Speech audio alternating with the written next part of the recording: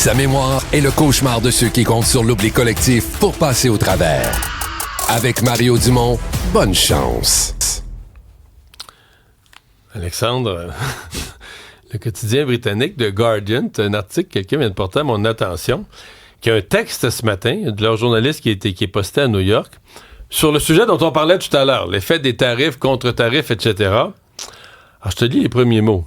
Utiliser la salle de bain ou avoir une séance de larmes là, risque de coûter beaucoup plus cher aux États-Unis. Pour le papier? Le papier toilette? Écoute, on dit dans l'article que les États-Unis dépendent lourdement du Canada pour le papier de toilette et le papier mouchoir. Là. Même les géants comme Procter & Gamble, Costco, etc. C'est 328 millions, juste en papier de toilette, là, j'aime même pas les Kleenex, 328 millions de papiers de toilette canadiens qui torchent les Américains.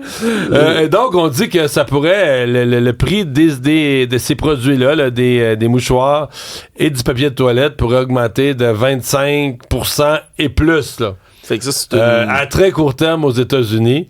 Donc, ben voilà. Donc, c'est un témoignage d'à quel point notre industrie pâte et papier performe bien, peut-être, d'un côté. De l'autre, ben, ça démontre à quel point nos économies sont tellement intégrées, Mario. J'ai l'impression que dans les prochaines semaines, là, ça va être que ça. Des exemples comme ça. Des industries qui prennent le téléphone, qui appellent les médias CNN, Fox pour dire « Ouais, c'est parce que nous aussi, là, ça nous fait chier, cette histoire-là. » C'est comme si la journaliste Lorraine Aratani, elle a comme tout un clin d'œil. Tu sais, le titre « Wiped Out ». Wiped out. US faces surging toilet paper prices. Voilà, donc c'est tout un talent avec les mots. Oui, un petit talent pour jouer avec les mots.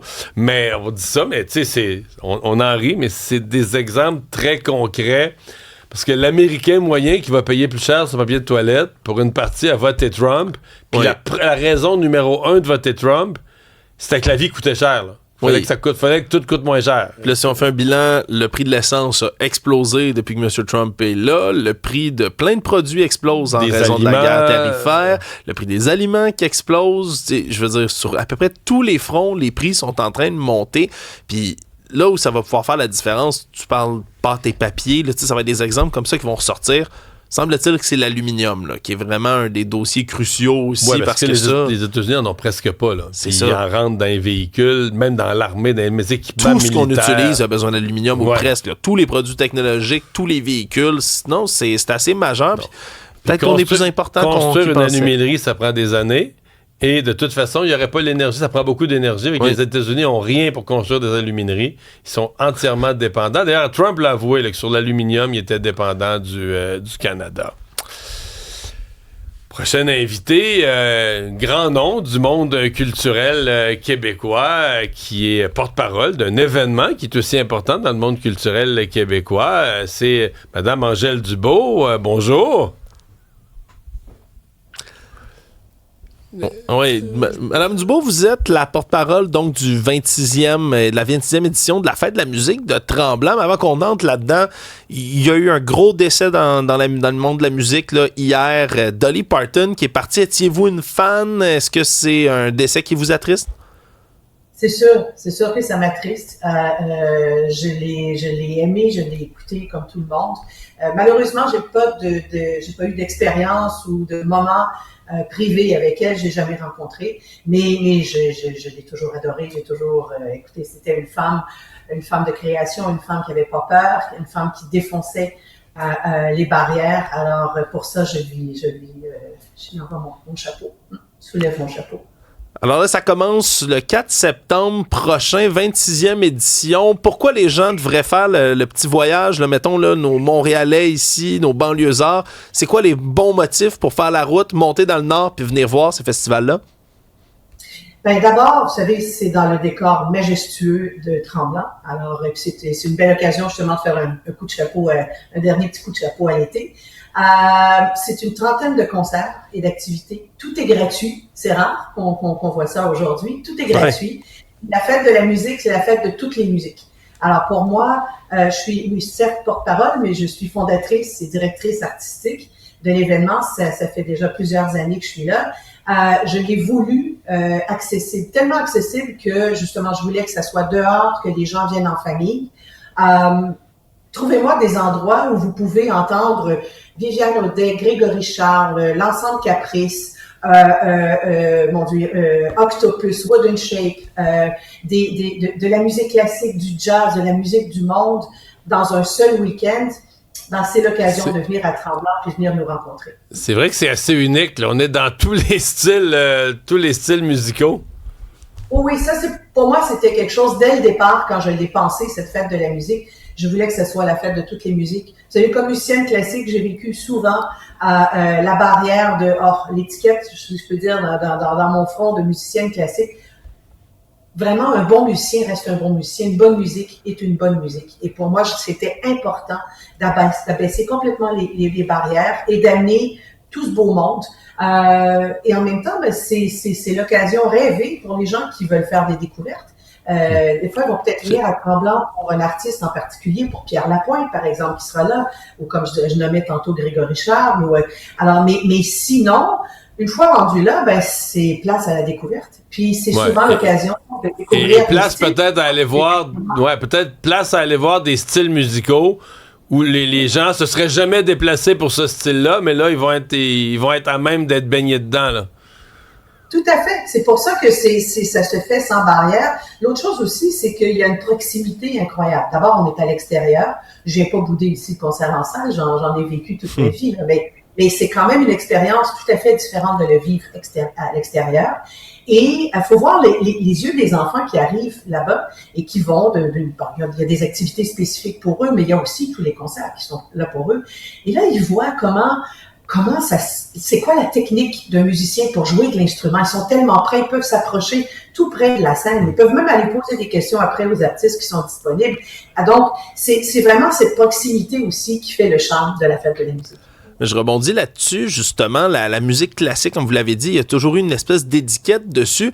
Trouvez-vous qu'on s'en vient pas pire au Québec pour démocratiser tout ça? Tu sais, je pense aux concerts, par exemple, de l'Orchestre symphonique qui se font devant le Mont-Royal en plein air, où on invite les gens à venir voir ça. Est-ce que la musique classique est en train de gagner des cœurs peut-être plus jeunes, un nouveau public? Bon, on le voit aussi tout simplement par les téléchargements ou enfin avec toutes les plateformes qu'on a. Il y a de plus en plus parce que justement, il y a cette accessibilité. Vous savez, dans le temps, si on parle de plateforme, par exemple, parce qu'on entend souvent parler en négatif, mais il faut quand même dire qu'il y a des côtés positifs. Dans le temps, on prenait notre 20$, là, puis on allait acheter notre disque, mais là, c'était une valeur sûre parce qu'on dépensait notre 20$ pour l'album. Aujourd'hui, pour le même montant, on peut partir dans toutes les directions. Et on peut aller vraiment à la découverte de tout ce qui se passe. Alors, à partir de là, c'est sûr que la musique classique, il faut continuer de démystifier. Il y a encore des gens qui sont un petit peu, qui en ont peur, qui se disent, je l'ai jamais étudié, je la connais pas. Est-ce que vous avez étudié le jazz ou vous avez étudié la musique du monde non plus? Vous jouez pas nécessairement les instruments, il faut juste ouvrir son cœur. Il y a toujours une question de goût. Mais il y a beaucoup de démarches dans ce sens de démystifier la musique classique qui est faite maintenant. Je me souviens quand j'ai commencé, là, juste de parler sur scène, juste de présenter mes pièces sur scène, c'était une petite révolution. On disait, ça n'a pas de bon sens. Alors, je racontais des anecdotes, je racontais plein de choses, mais c'est d'humaniser, puis c'est justement de rendre cette proximité qui est importante. Plus tôt cette année, en avril, on a déclassifié officiellement le violon, le Stradivarius que vous possédez. C'était une longue bataille pour vous là, de réussir à avoir, enlever cette étiquette-là. Vous parliez de vouloir trouver un nouveau repreneur pour le violon. Comment ça se passe, cette quête-là? Écoutez, le violon est toujours entre mes mains. Quand vous dites que c'était une longue quête, oui, c'est 49 ans. J'ai attendu 49 ans pour le déclassement parce que le violon n'aurait jamais dû être classé. À l'époque, le gouvernement savait que je l'achetais. Tout le monde savait, là, de tous les intervenants, la commission des biens culturels. On m'a tous laissé acheter le violon à l'évaluation de l'époque. Et ensuite, on m'a dit, là, vous pouvez plus sortir du Québec. Mais non. Il y avait quand même des clauses. Je suis sortie du Québec, là, mais j'étais hors la loi. Vous savez que il y a plus d'une dizaine de violons, de Stradivarius et de violons de cette qualité ici au Québec. Aucun autre est classé, seulement bien. Et puis juste pour clore ce paragraphe, pour moi, c'était de redonner une liberté à un instrument qui doit voyager librement. Un violon, c'est pas pour accrocher sur un mur, c'est pour être joué par des musiciens qui voyagent de par le monde. Et dans aucun pays, même les pays totalitaires, même la Chine, une chose comme ici au Québec, on avait fait de classer un violon comme ça, bien historique, ça s'est jamais fait. Même pas en Italie où le violon a été fait. Alors voilà, aujourd'hui, je me retrouve avec un instrument. Vous n'êtes pas sans savoir que j'ai dû mettre fin à ma carrière de violoniste. Ouais. Donc, j'ai cette responsabilité de passer au suivant. Alors, je prends mon temps, je regarde. Mon vœu le plus cher serait qu'il reste au Québec. Pas placé, mais qu'il reste au Québec. Alors, s'il y a des gens qui sont intéressés, faut prendre contact avec moi, mais sinon, c'est évident que le violon devra passer entre les mains d'un autre violoniste. Ce violon-là doit vibrer, doit continuer d'être joué. Mais c'est bien d'entendre ça. Ça vous manque, le violon? Je comprends que c'est des raisons hors de votre contrôle, des raisons de santé, mais le concert, le public, le violon, ça vous manque? Ce qui me manque le plus, c'est le violon. C'est le violon, et même de moi à moi. Vous savez, de me retrouver avec... C'était ma soupape à émotion, hein? C'était mon yoga, c'était toute ma vie, depuis l'âge de 4 ans. J'ai parlé encore plus avec mon violon, plus profondément qu'avec ma voix, puis pourtant je suis pas dépourvue de paroles. Mais sinon, ça égratigne encore. C'est sûr que le violon me manque. Pour ce qui est de la scène, pour ce qui est de... Je l'ai fait tellement, les voyages et tout. Après, aujourd'hui, je bénéficie d'une denrée qui a été très, très rare dans ma vie, soit le temps. Et j'essaie de l'utiliser à bon escient. Alors d'abord, de me tenir en forme, mais je suis entourée de plein de projets. Je m'implique dans plein de choses. Donc, ce temps, je l'utilise autrement. Mais oui, le violon, mon compagnon, ma soupape à émotion me manque. Ouais. Angèle Dubois, mais le temps étant si précieux, merci de nous en avoir consacré quelques minutes ce matin, c'est très apprécié.